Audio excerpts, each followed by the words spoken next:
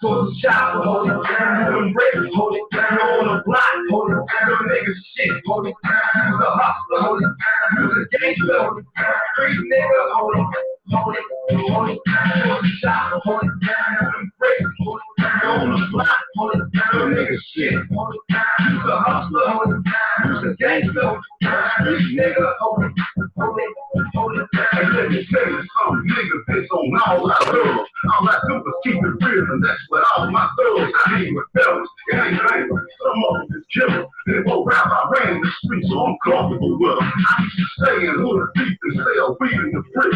Yes, the pistols at my mama's house, but she ain't no shit. So let me get off in this music, they say crime don't pay. When you hit me about the head, I bet that time don't pay. My hood is full of hungry niggas on that bus in the tip. They know the police coming through, now watch the hustlers dip. The white boys from the bump rush through me in the grass. Had me stretched out in the van while they looking my ass. Ain't nothing changed with Maal The Pimp, but from the streets to the game, I'm still a west side nigga, though the hood is the same. The newest niggas to the family, shot the city, my homies. Shout out Newton, Tennessee, that's where I'm at. If you want me, I hold it down. Yeah, we had to get warmed up with something like that. That song right there was produced by my next guest. So I got on here. I got a real special guest in the building, legendary producer, engineer in the rap game. I'm talking about this guy has longevity, track record this long. I'm talking about my guy, my dude. We got history together. I'm talking about Mr. Bass Heavy. Welcome to Pimpoholic TV, and how you doing, my man? Maal The Pimp. What's happening, brother? I'm cool, Big Bass. How you been, man? I ain't seen you in a few years, dog, man. You know, what's going on with you, bro? I'm good, little brother. I'm still out here holding it down, man. Like that song say, hold it down. Where you located at right now, man? Since Katrina, man, I've been out here in Houston. I'm in Katy area now. I did go back to the NO for 1 year in the middle of all of that. Okay. But since Katrina, I've pretty much been out here in H-Town. You know, I still, still everywhere planting seeds, still doing things in New Orleans, still doing things in Atlanta, wherever I get a call, But I rest in Houston. Rest in Houston. And like we just said, that song y'all heard it just went off, that was Hold It Down. That was on my Jacket for Beats album, but that was produced by Bass Heavy. Produced exactly by Bass Heavy. We're going to get into how that all came about later on, man. You know what I'm saying? Let's go back to the beginning, Bass Heavy. Now, like you said, you got roots in the NO. You don't put down, like you don't laid it down in New Orleans. But where are you originally from? Let that be known. So, yeah, I was born in Shreveport, Louisiana, north part of Louisiana. They call it Texarkana. Okay. Right on the corner of Texas and the corner of Arkansas. I came to New Orleans young, 17 years old, right after I graduated high school to attend college. And I just never left. And I went down there for music, and so I got intertwined with everything music related while I was down there. I was a jazz student. And as a jazz student, of course, that brought me into rap music because I always loved rap to begin with. Even though I was playing jazz for the school, I was listening to rap in my headphones. So the two met while I was in New Orleans and meshed, and my career took off from there. Okay, now, with that being said, when you first got to New Orleans, who was the first person you met to actually introduce you to the New Orleans music scene as far as on the hip-hop level? Who was that one guy that, one female, whoever, to put you in the New Orleans mix? That's a good question, Jamal. Yeah, man, it's a good question because it's a double. I got to give that a double-edged answer, because I can't acknowledge my entry into the rap scene without acknowledging my entry into the music scene, because the music scene is what brought me to the rap scene. Right. And my first date in New Orleans as a college student was my audition for the jazz program at the University of New Orleans. And at that audition, I did well, I did well. And also, unbeknownst to me at that time, there was a shortage of bass players. I was a bass player. I auditioned as bass. I was a jazz bassist. I'm still a jazz bassist, but that's what I was going to college for. And unbeknownst to me, there was a shortage of bass players in New Orleans at the time. Not because New Orleans doesn't produce a wealth of great bass players, it's because they produce so many that they all was getting shipped out to LA and New York. And at the time I came, all the good bass players left. Okay. So they left a great void for me.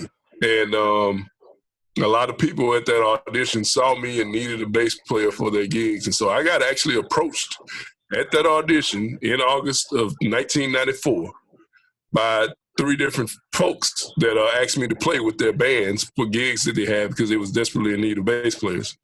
And that introduced me to the music scene in New Orleans. So my introduction to the music scene in New Orleans wasn't rap music, it was the French Quarter. Okay, gotcha. And I was playing on Bourbon Street and on Frenchman Street and with all these different bands playing funk sets and jazz sets and just playing for hours, playing my fingers bloody, you know. And I did that all the way, you know, the whole time I was in New Orleans. I did that since I was 17 until the point where I created my own band. Well, I joined the band that was already created and made it my own when I was like 20, 21. So fast forward to that band getting a little bit of popularity. And then in 1998, I was at a show with that band, and it just so happened that Mac, the camouflage assassin from No Limit Records, Free Mac. and one of his producers, Free Mac, he caught a terrible case. Yeah. And his producer, DJ Wop, was attending one of the shows that one of my bands was playing at, and he enjoyed hearing my bass playing. So he sent DJ Wop, which DJ Wop is part of the Psycho Ward DJs. He was the DJ for Cash Money, and he was also the manager for Mac at that time. He sent DJ Wop to approach me to ask me about playing on some of his music because he needed some bass and, you know, live feel instrumentation on some of the music he was working on for No Limit. So that was my big break. Right. All right. So Mac was your big break. Mac was the one that got you. I guess that right there was to put you in the rap scenario right there. Right. That's what put me in the game. You know, 1998. 1998 into 99, you know, he gave me a call, invited me to his studio over by DJ Rod Smooth, which is another Psycho Ward DJ, one of the hottest DJs in New Orleans. He had a studio, and he invited me over there to come play on some things, and I played. And, you know, the funny thing about it is he asked me, like, how much you gonna charge me for this? And like I told you, I'm trained to play for hours at a time in the club. I was playing 6 hours at a time in the club in the French Quarter, and I would come home with $75. You know, I went to the studio to play on this man's song. It took me 5 minutes. You know, so I couldn't conceptualize what to charge. You know, I was like, shit, man, this was nothing. This was easy. You know, how I'm gonna charge you for this? This is fucking fun, you know. Right. But you know, I knew he was with Master P and with No Limit, and at the time that Cribs episode had just aired, and I knew they had bread, so I was like, shit, let me see if I can come up right quick. So he's like, how much you gonna charge me? I was like, $200. You know, so I'm thinking I'm taxing him, you know. He laughed. He's like, $200? I said, yeah. He turned around and cut me a check for $1,000. Gotcha. You know, so at that point I was like, yo, I need to be doing this more. Right, that's the open door. All right. Let me ask you, I need to be doing. Let me ask you this. We're finna go down the line with a few more things, but who was the first, I know plenty of names came after this, but who was the first artist of relevance or the first national artist that you produced for? Honestly, it was Mac. It was Mac. Mac at that time was, to me, I mean, to be honest, you know, and everybody that knows me knows this, I wasn't like the hugest No Limit fan, you know. I'm a hip-hop head, you know what I'm saying? So at the time, and my homeboys, like, joke about this shit all the time because they thought I was just, you know, they just was ragging on me like, oh, nigga, you the fakest nigga in the world.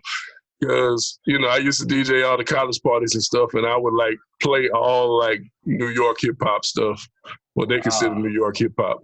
You know, I would play, like, Tribe Called Quest and De La Soul and Wu-Tang, and I was into all of that, you know, and the Roots was my favorite because I'm a musician, you know, so I enjoyed music that had musical depth. Right.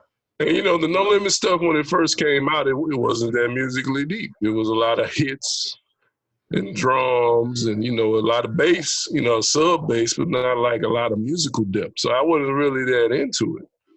But I always enjoyed Mac. You know, a lot of people don't know Mac's career precedes No Limit. In New Orleans, he was like a freestyle hip hop legend. Yeah. And on the backpack hip hop scene, he was known as the Nas of New Orleans. Right. You know, and he would win all these freestyle battles, and that was what propelled him to get signed to No Limit. So I knew of his skill level before he even signed with No Limit. So my respect for him reaching out to me to work with him was bigger than just, you know, him connecting with Master P and No Limit. It was, I respected him as an artist. Right.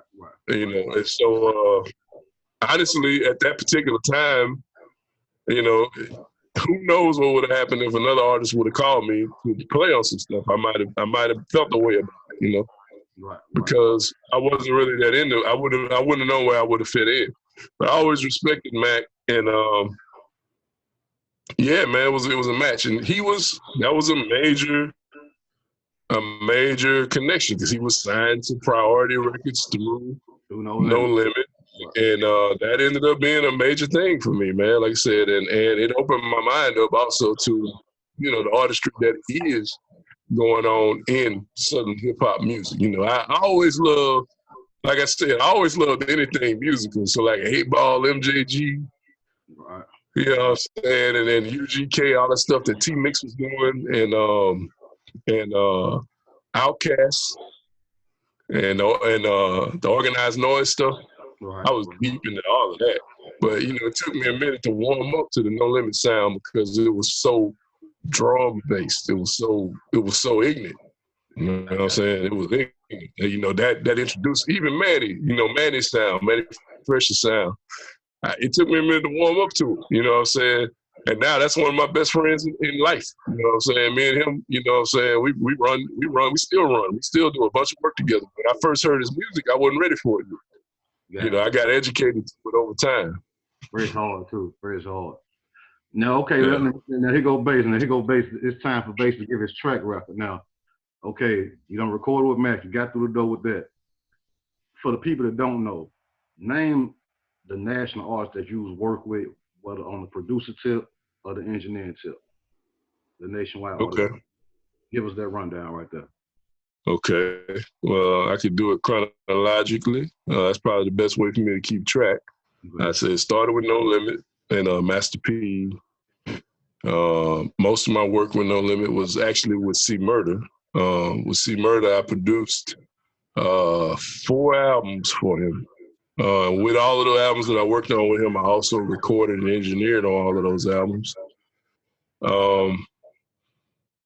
C Murder personally introduced me to Soulja Slim. Rest in peace. Soulja Slim had a huge impact on my career.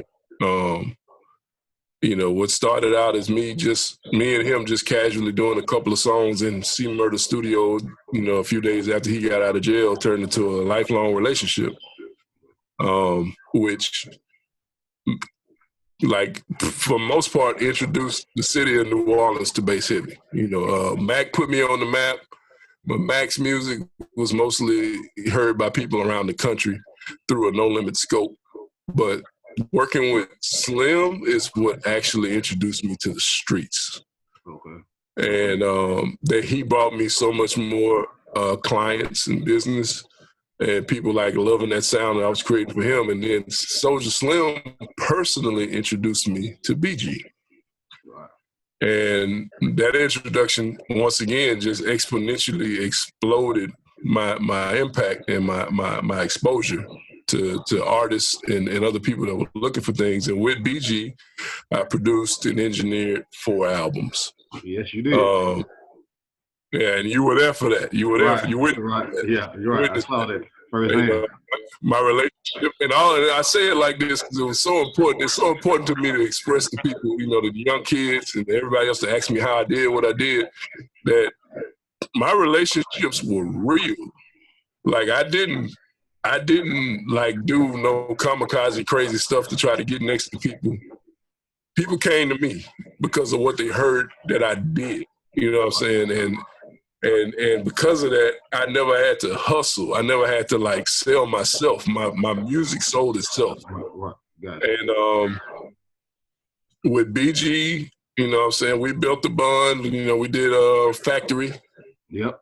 Together on the Life After Death record. And Life After Cash Money. Life After Cash Money. Yeah, Life After Cash Money. Life After Death, that's Biggie.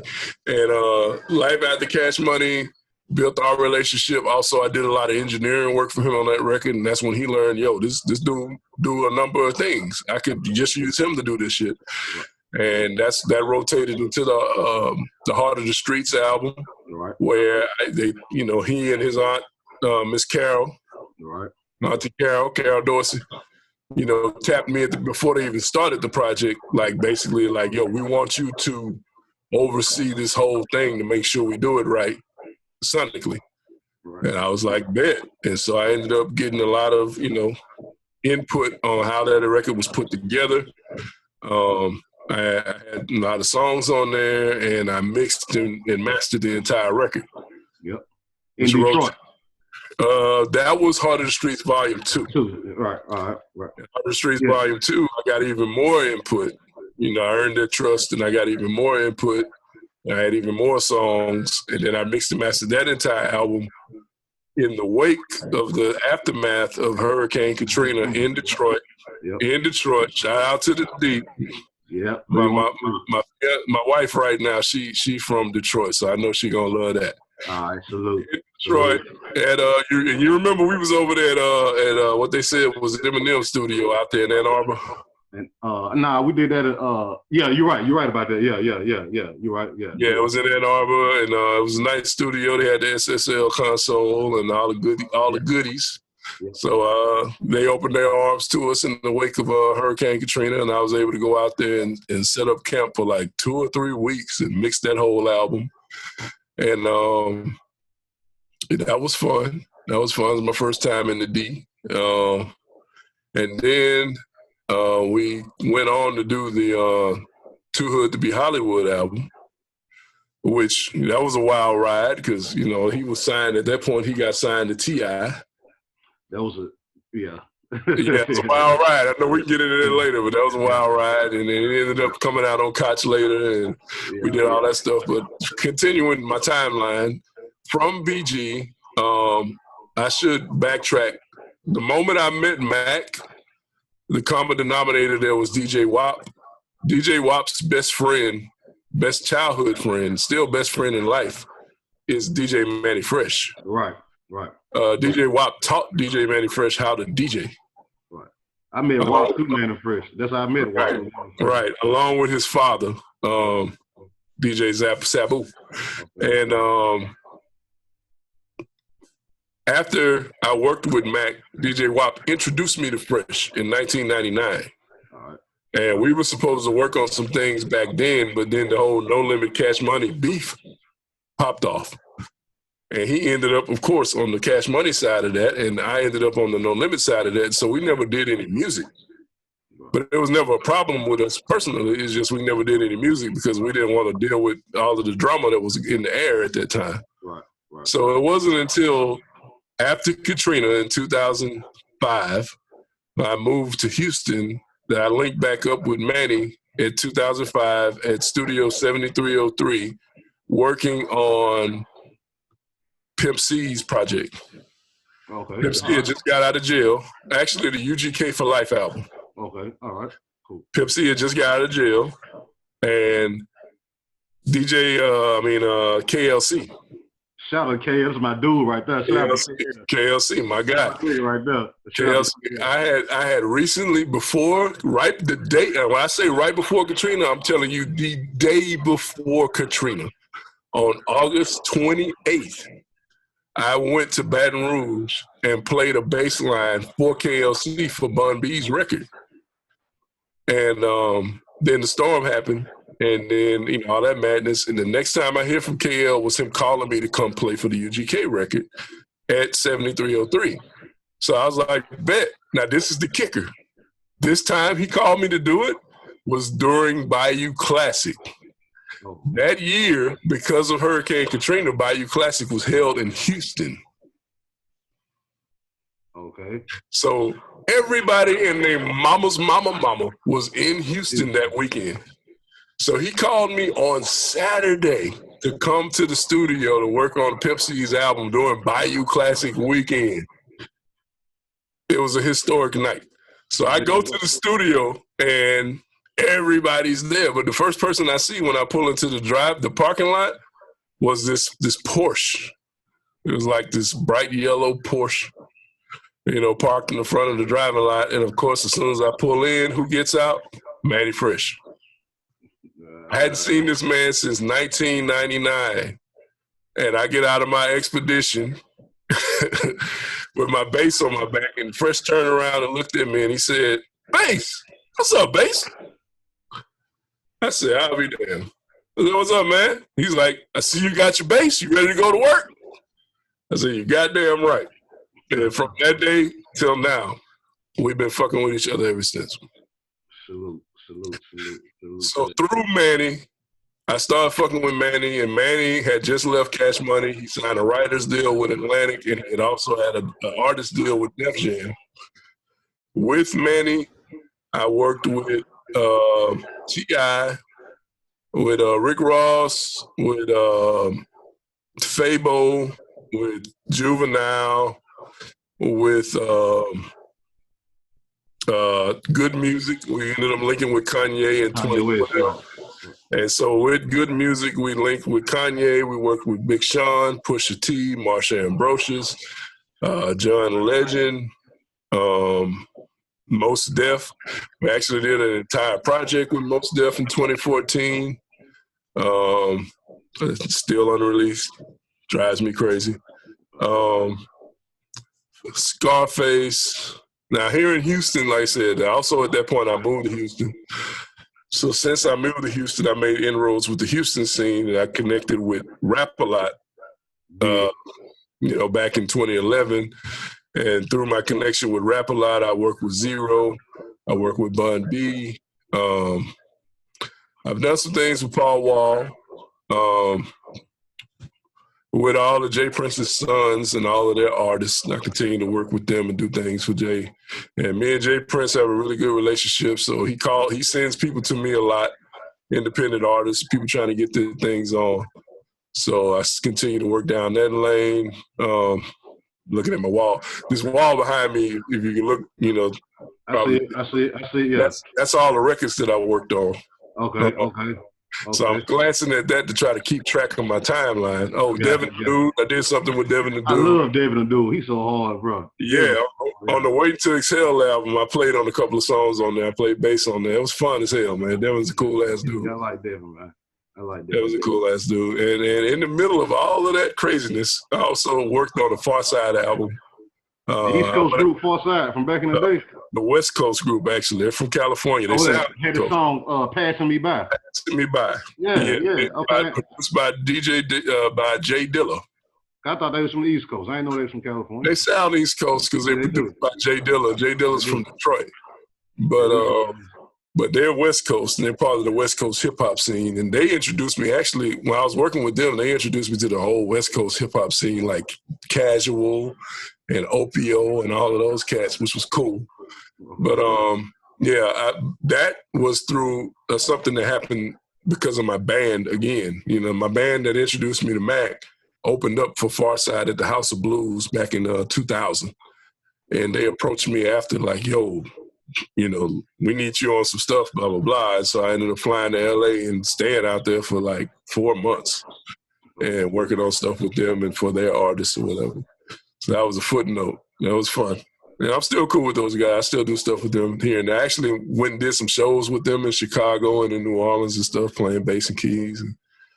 But that was a good long track record. You got a long track record, bass, for people who don't know that, man. You know what I'm saying? Out here, man. Know that. That's why I want you to put that out there, man. I want you to put it out there. Let me ask you this, bass. 2 questions. Let me see which one I want to ask you first. On a producer tip. Okay, I'm gonna ask you this on a producer tip. And as a producer, a new producer in the game, you're way past it now. But I'm talking about when you're for producers coming in the game. If I'm a producer initially, you know, I would love to give some beats out for free, right? Just to get my name out there, right? You understand what I'm saying?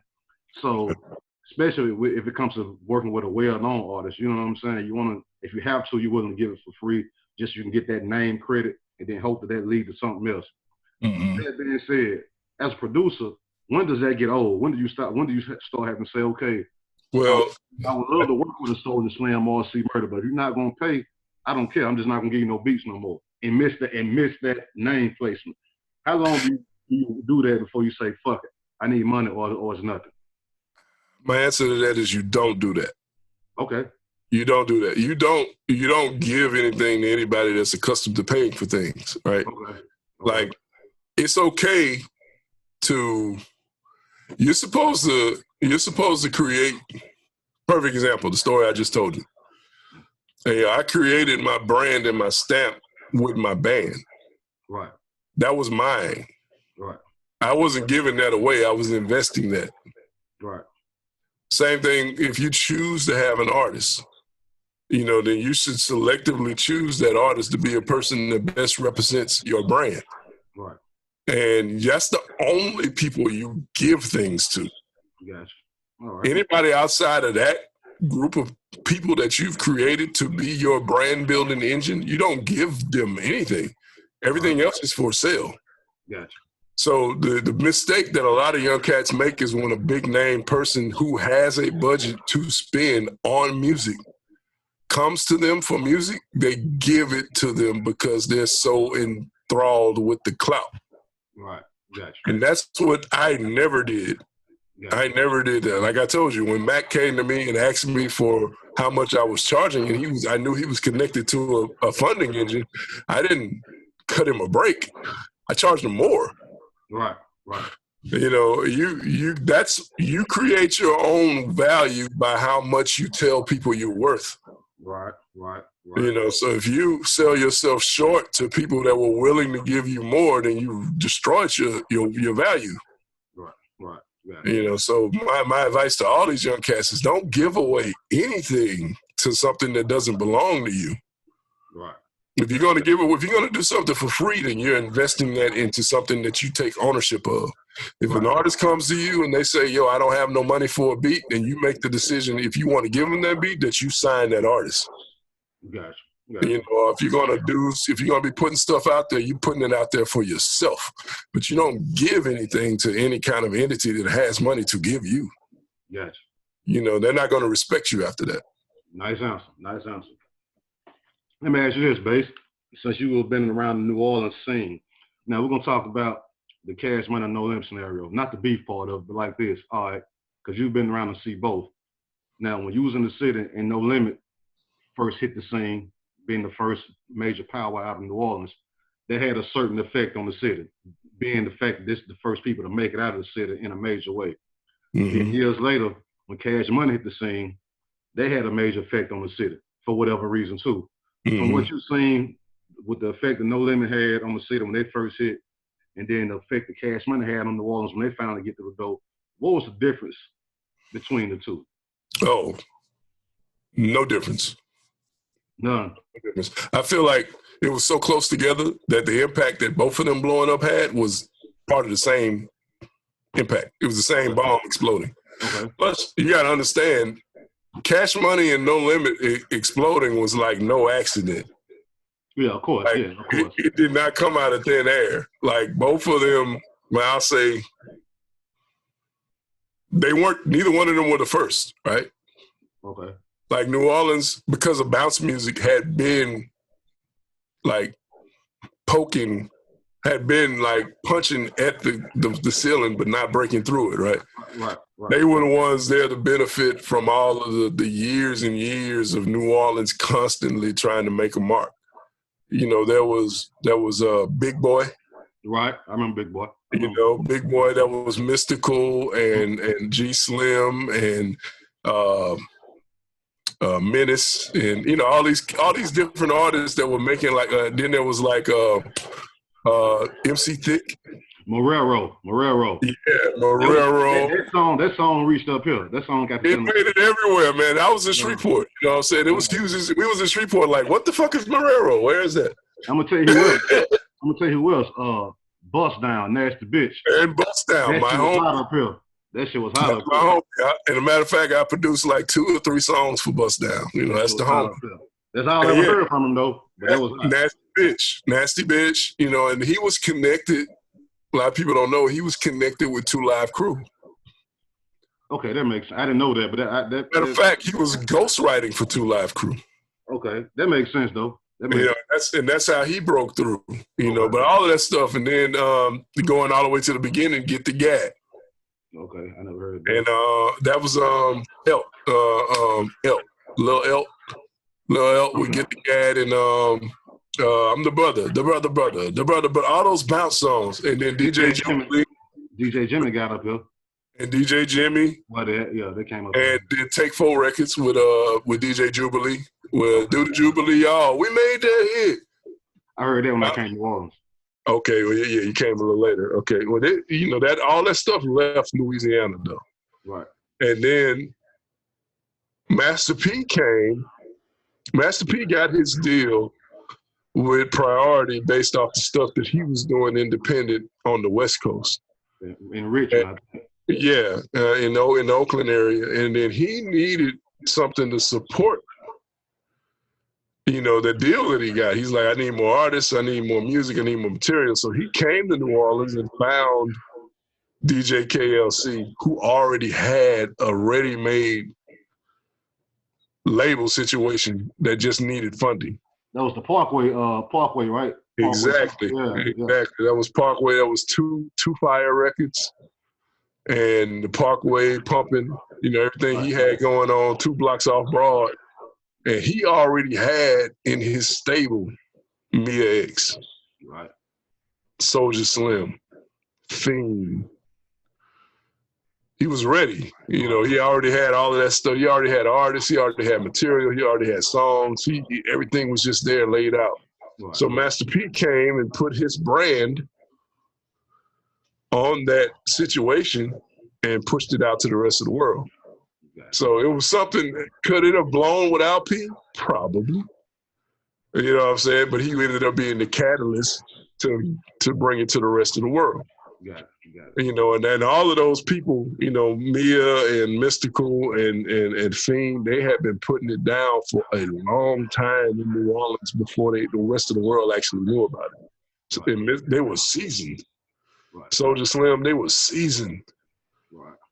So by the time they made it to the No Limit platform, it was like, we've been doing this. You know what I'm saying? We've been out here. We've been out here. Now, Cash Money was another thing that had been putting down stuff. That label itself had been putting down things for years and hitting and missing with different stuff. And before the Hot Boys blew up as a major thing, you had UNLV. That's what got up here, Drag 'em in the River. Drag 'em in the River. But then you also had Partners in Crime. PNC, yeah. PNC. You had Magnolia Shorty. Monkey on the That was my homegirl. That was my girl, man. Yeah. Monkey on the Stick. Yep. And that was all Manny Fresh's first productions. Yeah, right. That was Manny Fresh. All that stuff was Manny Fresh. Right. Magnolia Shorty. I said UNLV. Lil Elk was actually on Cash Money. They had all these artists. Kilo G. Yeah. And all of that, they had all these artists before they settled on the Hot Boys. Right. And the Hot Boys is like a super group. Right. It was a super group. It was all these kids that was already bubbling in the city before anybody. BG I had a reputation for being like this little dude that could just rap his ass off already. Mm-hmm. And Juvenile had already put out a bounce song, Bounce for the Juvenile. Right. He already had a reputation. Wayne was a prodigy. He, was a little genius-ass kid that goes to magnet school that everybody's like, yo, this little kid is amazing. And they put them all together to form the Hot Boys with Manny Fresh, who had already been producing every bounce artist in the city. Right. It was no accident. It was well thought out. Right. But the impact of that from the city was everybody in New Orleans, that was involved with the music scene watched what everybody else did to create their situations. And everybody saw two things. A, it's attainable. And B, the ingredients that it took to make it happen. You need talent and you need money. So, you know, the entire city started, all of these labels started popping up in New Orleans based off of both of those success, which for somebody like me was a beautiful thing because I offered what they were looking for. Right. I offered talent, you know, and the promise of that and its consistency. And they were looking for producers. They were looking for artists left and right. So, I mean, it was dozens of rap labels popping up that, you know, cats with whatever bread they had from whatever means they got it, willing to invest their money in any way into the rap scene because they saw that as the next lick. Right. All right, now, you work with C Murder and Soulja Slim, rest in peace. Give us, on both of those, give us one memorable moment that you can remember with C Murder, funny, whatever, Slim. Give us a memorable Soulja Slim moment and a memorable C Murder moment that only Bass Heavy would know. Oh, shit, just one? Yeah, the best one. The best one with Slim, the best one with C. Slim is easy. The best one, the funniest shit with Slim is I would write a skit about this shit, right? Like if I had a cartoon artist, I would have a cartoon artist draw this shit out and write the skit of me and Slim hanging out for a day and call that bitch A Day with Soulja Slim, right? So this particular day, you know, with Soulja Slim, when I linked with Slim, he was signed to No Limit. And, you know, he thought everything was going to be gravy. He became unhappy with the way the business was being happening and unhappy with the amount of money he was getting paid for the work that he was doing and decided to start his own record label. And I was one of the first people he called when that happened because he knew I had a studio and he needed a place to record. And I was like, bet, you know, let's work it out. I got you. Let's make it happen. So at this particular time, I didn't have a car. I spent all my money on the studio. Every penny I made from No Limit, I spent it all on my equipment. And so he was like, yo, Bass, I need to get in the studio, homie. I was like, well, you need to come pick me up and bring me to that motherfucker. So this is when the story starts. This man picks me up in this Cadillac, and I ride with him. And first thing he does is he needs to run by his house to grab some stuff. So I'm with him in the 7th Ward, which my studio was on another part of the 7th Ward. So we cool, we go to the crib, get back in the car, and we're driving. And this chick is walking down the street, you know, and he looks at her, and I'm thinking, okay, you know, like your regular situation where you see a chick that look good, you just kind of look at her and wave, whistle, blow your horn, and just keep on going. Not Soulja Slim. So the Slim saw the chick, he looked at her, he smiled with all his gold teeth, and then he yanked the wheel. She was on the opposite side of traffic. He yanked the wheel over to that side of the street, skirt, and parked the car in the middle of the street. Got out the car and hollered at the chick with the door open. He walked right up on her. He said, what's happening? What's happening? And my man walked up on the chick like he had been knowing her whole life.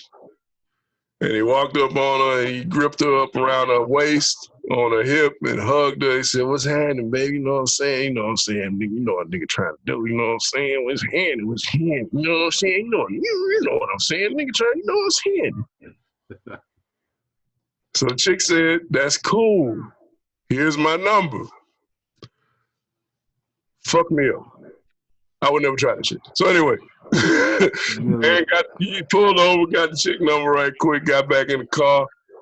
I say, damn, nigga, you almost killed us. He's like, man, I had to holler at that. God damn. That's still working to him. Man, a testament to the man's like passion. Whatever he wanted, he went for it. He went for it. Well, I mean, he didn't wait. He didn't wait on anybody to tell him he could have what he wanted. He just took it. So we go to the studio. Now, at this particular time, I had decided to stop smoking weed, and I had taken a habit of smoking these Indian cigarettes called beaties. I know what that is. Yeah, man, you ever seen the beat? Yeah, they're like flavored cigarettes. I know exactly what it It's is. tobacco that they put in hookahs now. I know exactly what it is. Yeah, so I had some, but they're strong, right? You smoked one before, right? Get a head, I know, you get a head rush. They hit you quick. He had never smoked one before. So we go to the studio, we get to working, we're recording. He didn't have any weed. I don't smoke weed anymore. You want one of these beaties? What the fuck is that, Heavy? Oh, it's beady. I got, these are peach flavored. You're going to hit you one right quick. It'll get you right. All right, Heavy, give me that shit. I'm going to fuck with you. This man had never smoked a beady before. He did not know what to expect, even though it is tobacco. For some reason, that shit hits hard. This man was dizzy as fuck. He said, man, what the fuck? It'll do that. He got him dizzy. He hit it. He said, man, what the fuck, Heavy? You done hit me with a hot shot, nigga. You done set me up. I said, oh, man, I didn't do that. That's just a beady. It'll wear off in a second. Oh, nigga, Heavy, what the fuck? He was wandering around that bitch like Smokey from Friday. He's like, nigga, I can't even record no more, nigga. What the fuck, Heavy? Next thing I know, he's running out the studio, down the fucking driveway to his car, swinging left to right because he can't even control himself. Man, Heavy ain't fucking with you no more, nigga. And beaters will do that to you, man. Especially on the better. It'll do that. Definitely. So the man thought I had set him up. Yeah. Yeah, he used to hit me with that one every time I saw him. Like, yeah, nigga, Heavy, he's smoking that crazy shit. C Murder. Give us a C Murder member, man. C Murder, man. I'd say C was a complicated cat, man. Like on a daily basis, he was very calm, very reserved. Light spoken. He didn't really. He was real cool, real laid back. But there's a switch that gets flipped when he turns into a completely different animal. Where I guess his reputation would have came from back then. Me and C was really chill, man. And, in the studio, I'd say, what my favorite memory of C, honestly, when I was working with him in his home studio, when he built it, and we was working off these little rinky-dink recorders. They were called Roland VS 1680s. And they were like these little portable recorders or whatever. And we always used to talk about, man, one day we're going to get Pro Tools or something, And the word about Pro Tools had started formulating around, but nobody knew how to work it. And as far as everybody knew to a certain point, it was very expensive, very expensive. Which he had spent a lot of money on that studio, but the price of Pro Tools to a certain point before this particular year, price of Pro Tools was probably the price of that whole studio. Okay. It was about 30, 40 grand, But in 2000, they came, was it 99 or 2000? 2000, they came out with the Pro Tools LE, which was $1,500. But you had to have, you had to have a Macintosh computer. Right. And you had to have a G4 Macintosh computer in order to run it, which wasn't cheap. Back then, those things were like $3 grand. And, I show up at the studio one day, man, and we had chit-chatted about it or whatever. Maybe I put the bug in his ear, but we ain't really talk about it deep. I come there business as usual.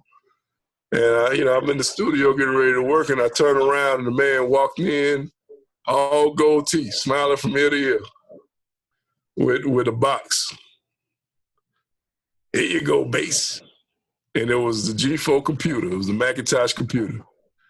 He got a brand new Macintosh computer for me with the Pro Tools set up and everything for me to go to work. All right. I said, oh, damn, it was like Christmas. It was like Christmas. It wasn't even Christmas, but it was like Christmas. I got you. I said, oh, damn. He said, here you go, bass. I know you got to go to work now, nigga. I said, hell yeah. You bass, he let you have that? That was something in his studio. It was for the studio, but shit, nobody else was using that for me but me, and actually I ended up having it, because that was, no, I didn't take that one. I ended up buying my own after we put out CP3.com. CP3.com. Yeah, that was a big payday. That was a big payday. and that's when I bought my own G4. But him buying that was how I was able to learn Pro Tools. You taught me Pro Tools, Bass. Remember that? When I came along, you taught me how to work the Pro Tools. That's when I do remember that. Yeah. I do remember that. And you know what? Had he not bought me that computer, I would have never been able to teach you. Yep. Look at that. Trickle down. Salute to C-Bird. Appreciate that, C. Trickle down love. Because when he bought me that computer, when he bought that computer, I literally sat in that studio for about 3 months straight, learning Pro Tools. Okay. Learning it in and out. All right. That's some shit. I never would have knew that. Yeah, that's real. Now, let me ask this, Bass. Some of the artists, the newer artists is out now. Who are some of the new artists that you see on the scene that you like that if you had the opportunity you would love to work with?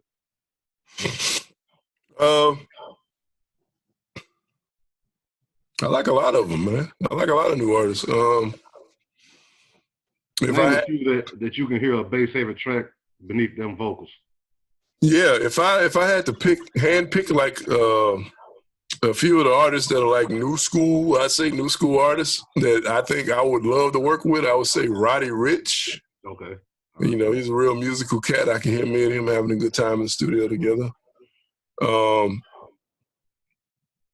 mean, they're not the newest of artists, but newer. I mean, J. Cole. Kendrick Lamar. Yeah, all right. You know, and I know they're not the newest, but I get it. You know, but yeah, I would love to work with J. Cole, Kendrick Lamar,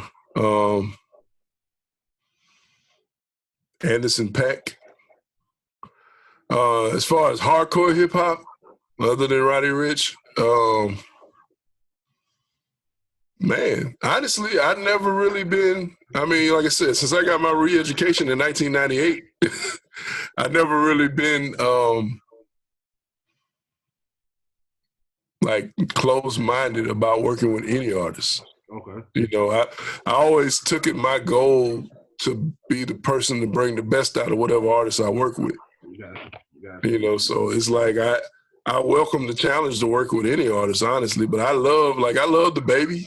I like his rap flow. I like Lil Baby. I like him. Yeah, I like him. You know what I'm saying? Like all these cats, like got a thing about them, a swag about them that's funky. You know, and I love the cadences that they use when they rapping. Yeah. You know, find a way to get in that cadence. That would be a nice challenge. Get that.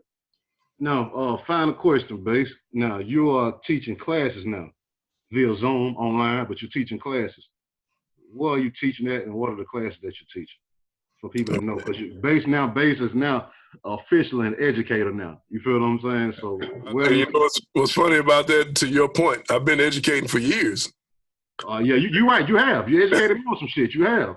You got a different title now. You actually are really teaching. You get what I'm saying? Right. Now I am an educator. Yeah. What are you teaching at, man? What's the class that you're teaching? Okay, so I teach at Houston Community College here in Houston. I've been teaching college for 3 years now. Okay. I teach 4 different classes. I teach MIDI recording, which is basically the college language for beat making. All right. Teach what's called MIDI 1 in Apple Logic. And that's basically teaching people the basics of making beats in Apple. But you can take that information and use it, transfer it to any DAW. Right. I teach an introductory class called Commercial Music Software, which introduces you to the whole world of recording. And that's in the Reaper software, which is a free recording software that you can download online. Okay. And it introduces you to the world of recording. But then I also teach Audio 1, which Audio 1 is like your first Pro Tools class. Okay. And Audio 1 is the first official audio recording class in Pro Tools. And it's like an introductory Pro Tools class. And then this particular school year, because of COVID, I've been teaching everything remotely online. So I've been teaching the MIDI class, but I've been teaching it with an online beat making software called Soundation. Okay. And Foundation, you can sign up for a free account on Foundation, and it's similar to Logic, but slightly limited. It's probably more like GarageBand, but it's an online beat making software, and I've been teaching with that. Outside of that, I also teach middle and high school students with an after-school program called Workshop Houston, and I've been working there for 10 years. And yeah, I've been working there for 10 years. And that program, since I've been working there, has elevated to a nationwide program. We won a white award from the White House in 2014 for one of the best nonprofits in the country. One of my students went on to become a nationally known artist. Her name is Little Bree. Before she met me, she had never rapped before. And I taught her how to rap and how to make beats. And she went on to go to Jermaine Dupri's rap game and make a name for herself. Well, now she's development, A&R. You doing that then, huh? I'm doing a lot of that. And I'm doing it, like I said, I'm doing it with a community-facing organization, And so, yeah, she's Lil Bree. You can go look her up. She's got like 300,000 followers on Instagram now because she blew herself. She's grown now, so she rapping stuff I would never let her rap when she was at school. Yeah, that happens. Yeah, she out there doing her thing. But a number of my students have gone on to create careers for themselves through Workshop Houston. I'm going on to start my own organization called The School of Knock. And The School of Knock right now is just a private lesson-based organization. It teaches adults and kids how to make beats online through Zoom, which, I look to expand that more in the future. But, yeah, I've been teaching all ages how to do this thing, is beat making and audio engineering, and I plan on continuing that for the rest of my life. Salute, man. My dude, bass heavy. Instructor in college now, man, extraordinary producer, man, legendary producer, man, engineer, track record, this long, however you want to say it, he's just giving y'all the whole rundown. So now, Bass, let them know where they can find you. Give me your Instagram and Facebook information so we can look you up on social media. Yes, sir. You can find me on Instagram at Bass Heavy, all one word, Bass Heavy at Instagram, at Bass Heavy. As far as studio work, I do own a studio here in Houston called Mission Control Studio. And you can look that up. It's www.missioncontrolstudio.com. There's no S at the end. A lot of people make that mistake. Not studios, studio. Missioncontrolstudio.com. And you can book me there as well for production or engineering. Also, if you need to learn how to do beats or learn how to engineer, then you should reach out to the School of Knock. There's a website for that. It's www.theschoolofknock.org, theschoolofknock.org. And you can reach out there and book me for lessons. Facebook, give me your Facebook information for those who are still on Facebook. Okay, and for my Facebook friends and family, you can reach me there by my good mint, and that's Rod Bass Heavy Tillman. Rod Bass Heavy Tillman on Facebook. All right. Super producer, super engineer, college instructor, my dude Bass Heavy, man. I appreciate you for tuning in, man, and much love, my dog. We're going to be in touch. You hear me, man? All right, man. Thanks for reaching out to me. Anytime, man. I appreciate you, dog. Yes, sir.